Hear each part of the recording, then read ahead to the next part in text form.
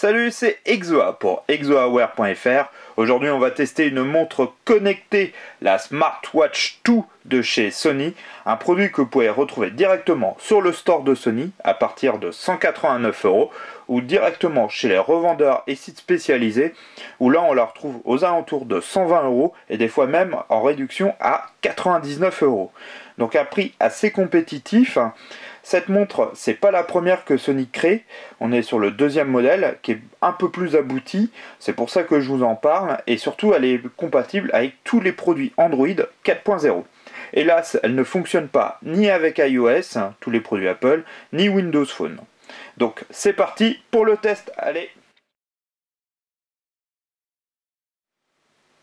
Alors, au niveau des caractéristiques de cette montre Smartwatch 2 de chez Sony. On va commencer par le bracelet. Là, sur le modèle de test, j'ai le modèle en métal, mais il existe aussi en cuir et en silicone. Vous vous doutez bien, le modèle en métal est le plus cher, puis après le modèle en cuir, et pour finir, le modèle en silicone est le moins cher. L'avantage du silicone, c'est que le modèle existe en plusieurs coloris. On retrouve les classiques noirs et blancs, mais il y a des couleurs un peu plus variées. Je vous conseille d'aller voir sur le site de Sony pour voir tous les coloris possibles. Il existe en cuir en deux couleurs, en noir et en marron, et pour le modèle en métal aussi en deux coloris. Là on a le modèle noir, mais il existe aussi en couleur aluminium métal. Pour ce bracelet en métal, il est en acier inoxydable, donc plutôt traditionnel, ce qu'on peut retrouver sur d'autres montres plus classiques. Le corps de notre Smartwatch 2 est en aluminium, donc voilà, donc ça lui donne un côté assez robuste, plutôt bien fini. On va retrouver notre bouton Power, qui est traditionnel chez Sony, qui est même une marque de fabrique, qui ressemble au modèle des tablettes Z ou smartphones Z, Z1 et Z2. On va retrouver notre port micro USB juste derrière le cache en caoutchouc. En fait, pourquoi vous avez un cache, c'est parce que cette montre est étanche et résiste à la poussière. Elle est IP57, donc ça c'est plutôt une bonne chose. On va retrouver aussi nos trois boutons Android et un écran de 1,6 pouces LCD transflectif. Alors qu'est-ce que c'est l'écran transflectif? Tout simplement, c'est que vous voyez, cet écran permet quand même d'afficher sans rétroéclairage. Et ça permet d'économiser énormément de batterie. Donc là, vous voyez, il n'y a pas du tout de rétroéclairage. Et si j'appuie sur le power, voilà, vous voyez, l'écran devient bien blanc. Et là, on a le rétroéclairage. Donc ça permet de pas mal économiser de batterie et ça vous permet quand même d'indiquer l'heure en toutes circonstances. Donc ça c'est plutôt pas mal. Il existe plusieurs versions du modèle d'heure. On verra un peu plus tard dans les fonctionnalités. Autrement, on va retrouver du Bluetooth 3.0 dedans. On va retrouver un capteur NFC qui permet d'appairer. Alors ça marche très bien avec les produits Sony, avec les produits d'autres marques c'est un peu plus compliqué. Mais bon, on arrive à l'appairer quand même assez facilement. Elle fait 122 grammes, donc elle reste quand même assez légère. Bon, il faut pas se le cacher, c'est vraiment une montre qui est assez masculine. Je pense qu'à un poignet de femmes, ça va être un peu plus compliqué.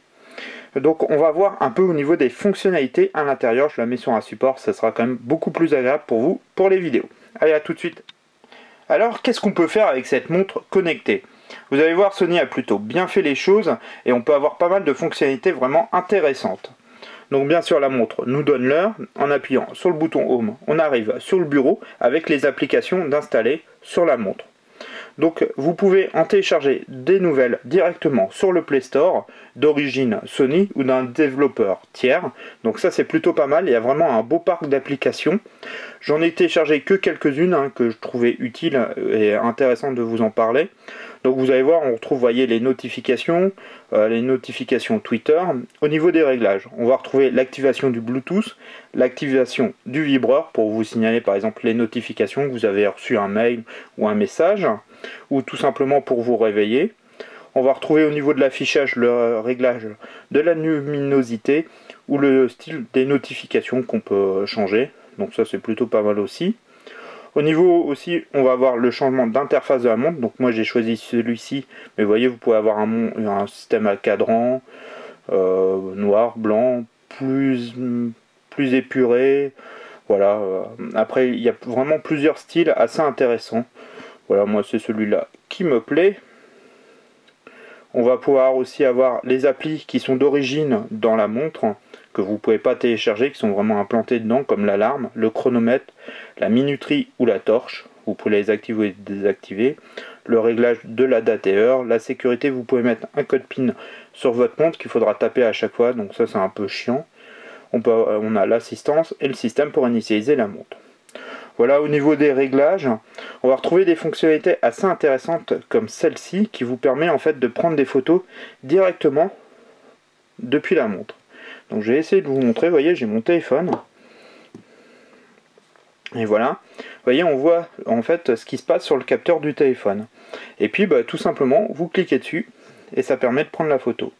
Donc ça peut être pas mal parce que vous mettez votre téléphone dans un coin, vous voulez faire une photo de groupe, vous pouvez voir le rendu et prendre la photo à distance. Donc voilà, vous pouvez sûrement trouver d'autres fonctionnalités un peu plus exotiques on va dire.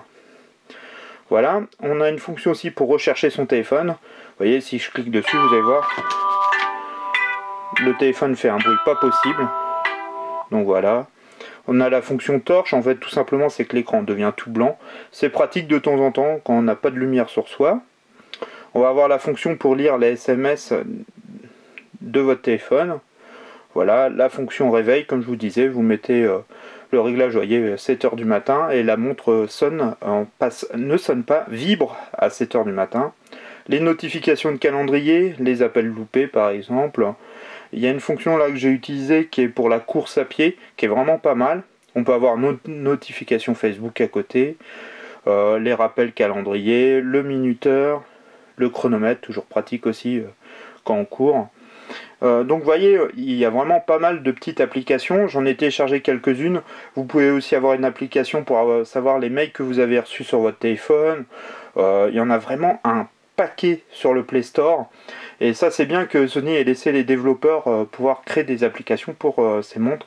Ça permet vraiment d'avoir des trucs sympas. Autrement, au niveau de la durée de la batterie, moi j'ai tourné à 3 jours. Alors avec les notifications à donf, je recevais les trucs Facebook, Twitter, les mails à total. Donc elle tient à peine 3 jours, des fois même 2 jours et demi.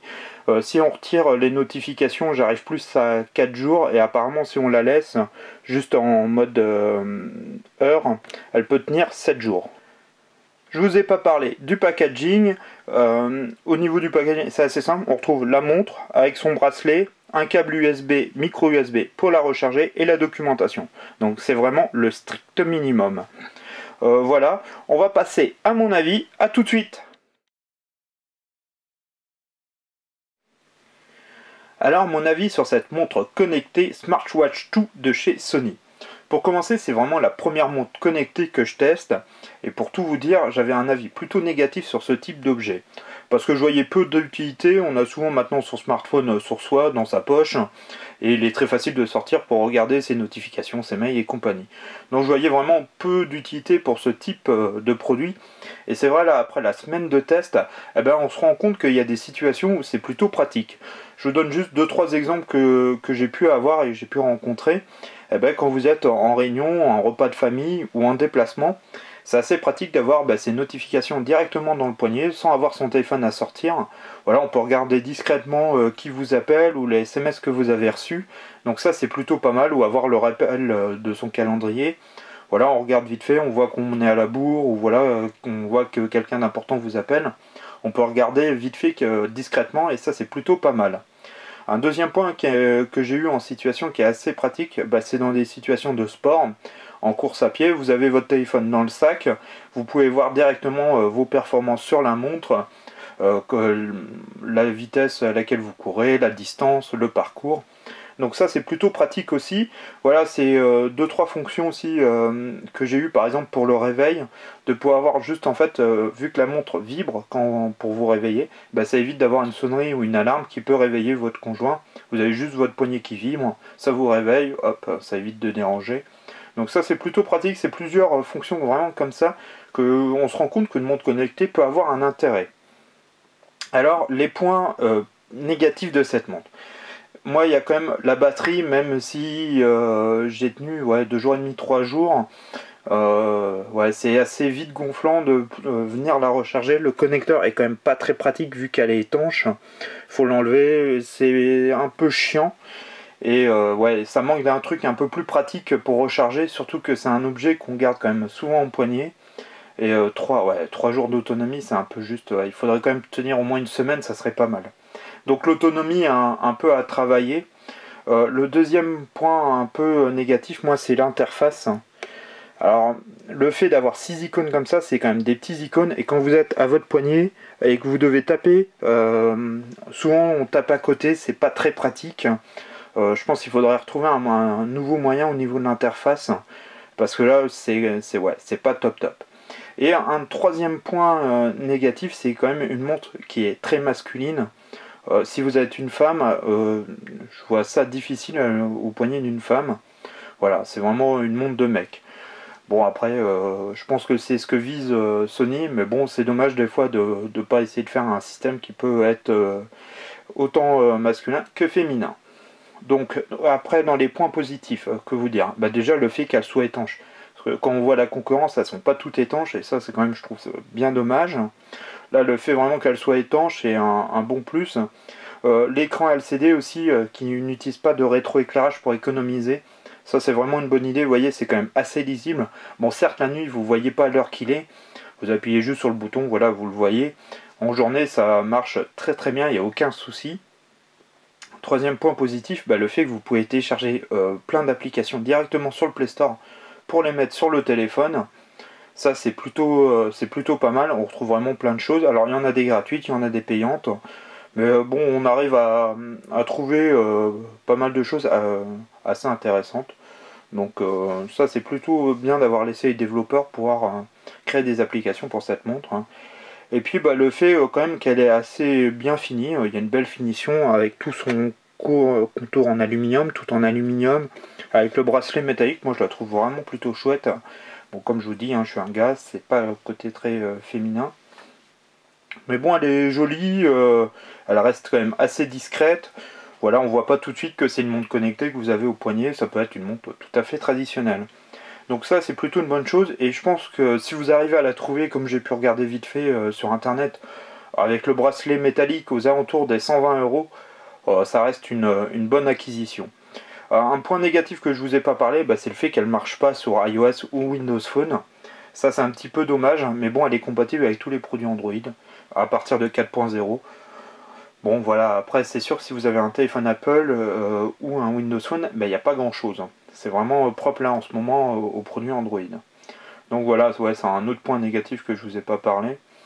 Mais autrement, c'est vraiment un très bon produit que je peux vous conseiller si vous recherchez ce type de montre. C'est vraiment, ouais, vraiment, Sony a quand même, on voit que c'est pas le premier modèle qui sort, qu'ils ont déjà un retour d'expérience qui est plutôt pas mal. Je pense que le nouveau modèle sera encore mieux, et même les modèles concurrents, ils commencent à avoir un bon écosystème au niveau de ces montres connectées. Et après, si vous n'êtes pas pressé, vous cherchez vraiment une montre connectée ultime, je vous conseille plus d'attendre, mais bon, c'est déjà un très bon produit. Et ouais, à 120 euros avec le boîtier métallique, c'est vraiment intéressant. Après, au-dessus de 189 euros, comme on peut le trouver sur le store de Sony, c'est, je trouve, un peu cher payé. C'est même un petit peu dommage à payer ce prix-là. Ouais, c'est cher pour l'utilité. Voilà. Après, c'est à vous de voir si vous avez besoin de ce type de produit ou pas. Mais bon, si vous faites beaucoup de réunions, de trucs comme ça, et que vous voulez pas, vous pouvez pas sortir votre téléphone, ça permet quand même d'avoir ces notifications sous le main et tout. C'est vraiment pas mal. Vous voyez là, comme là, vous avez les messages Twitter directement.